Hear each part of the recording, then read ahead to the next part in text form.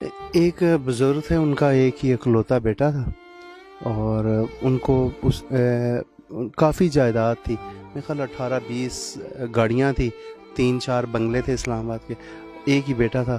تو انہوں نے اپنے بیٹے کے نام پر وہ جائیداد کی، اور وہ بیٹا اس نے سب سے پہلا کام یہ کیا کہ ہمارے پاس لاوارث طور پہ اپنے باپ کو داخل کرا دیا۔ وہ سامنے 3 نمبر کمرے میں وہ ہوتے تھے، اور تقریباً 1.5 سال ہمارے پاس رہے۔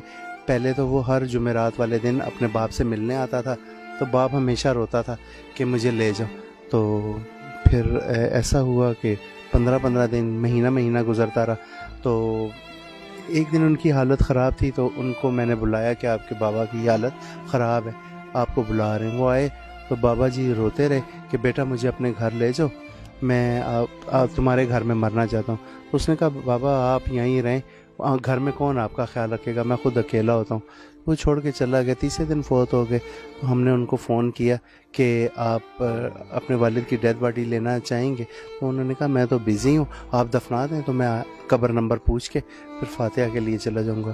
وہ 6-7 سال ہو گئے ابھی تک وہ آئی نہیں۔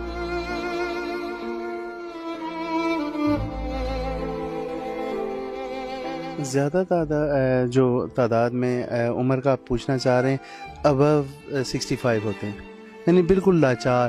جب وہ گھر میں کسی کام کے نہیں رہتے، گھر والوں سے لڑائی وغیرہ کرتے ہیں یا جھگڑا کرتے ہیں، تو پھر اولاد کا پہلے ہی یہ ہوتا ہے کہ ان کو کسی لاوارث سینٹر میں اس طرح چھوڑ کے چلے جائیں، اور ہمیں پتہ بھی چل جاتا ہے کہ ان کے یہ ورثاء ہیں اور وارث ہیں۔ حتیٰ کہ ابھی ایک ہفتہ پہلے ایک بزرگ فوت ہوئے تھے، تو ان کی بیٹی کو میں نے فون کیا، تو وہ یہاں پر آ کر رو دھو کر تو چلی گئی، لیکن ڈیتھ باڈی بھی وصول نہیں کی۔ یہ بھی 4 دن پہلے کی بات ہے۔ اچھا، وہ یہیں پہ آئیں اور یہاں سے ہی انہوں نے دیکھا اور چلے گئے کہ آپ ہی تدفین کر؟ ہاں جی، تو پھر ہم نے قبر کا بندوبست کرا کر ان کو دفنانے کا بندوبست کیا۔ لیکن یہاں پر جو چھوڑ جاتا ہے وہ اس لیے نہیں چھوڑ کے جاتا کہ ہم بعد میں ملنے آئیں گے یا لے جائیں گے۔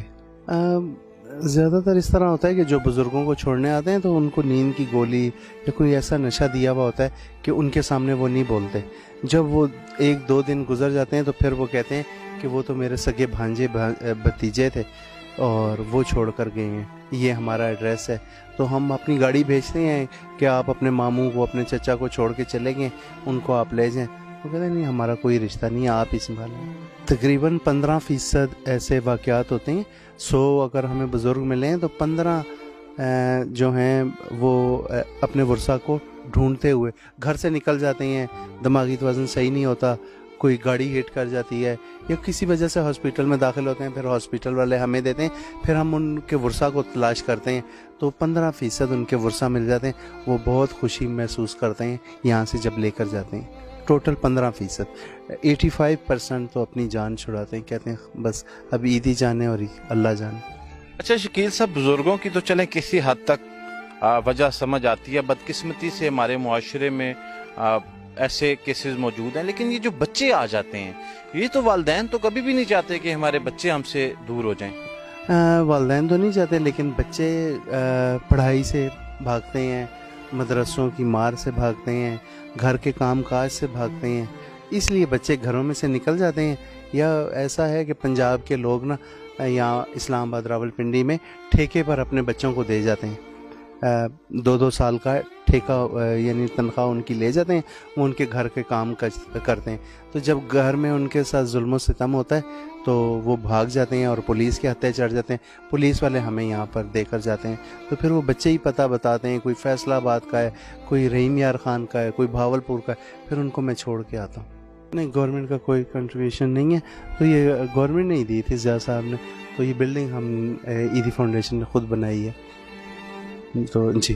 لیکن اس کے علاوہ جو مالی مدد ہے گورنمنٹ کی طرف سے وہ عوام دیتی ہے، گورنمنٹ کچھ بھی نہیں کرتی۔ تو ہم نے باہر جو 1-2 لسٹ آپ نے آویزاں کی ہوئی ہے، تو اس میں کچھ چیزیں لکھی ہوئی ہیں جس میں سے لکھا ہوا ہے کہ 3000 روپے فی بچہ، اس کا کیا مطلب ہے؟ یہ یعنی ایک بچے کا خرچہ مہینے کا پڑھائی سمیت 3000 روپے ہوتا ہے، اور بزرگ کا 6000 ہوتا ہے، اس کی ادویات، اس کا کھانا پینا اس کے پیمپر وغیرہ تو وہ 6,000 ہوتا ہے. یہ وہ ریٹ لکھا ہے کہ کوئی صاحب دینا چاہے کہ میں ایک مہینہ ایک بچے کی کفالت کرنا چاہتا ہوں تو وہ 3,000 کی رسید کٹا کے لے جائے. ایمبولینس کا 9 لاکھ روپے شاید.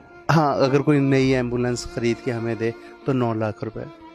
میں یہی میسج دوں گا کہ آج آپ اپنے والدین کو چھوڑ کر جا رہے ہیں تو کل کے دن اپنے لیے بھی تیاری کر لیں.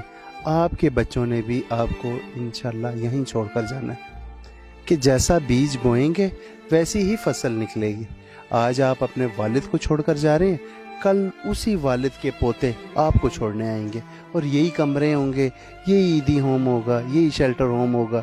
شکیل نہیں ہوگا, کوئی XYZ کوئی اور ہوگا, لیکن آپ نے بھی آنا ادھر ہی ہے.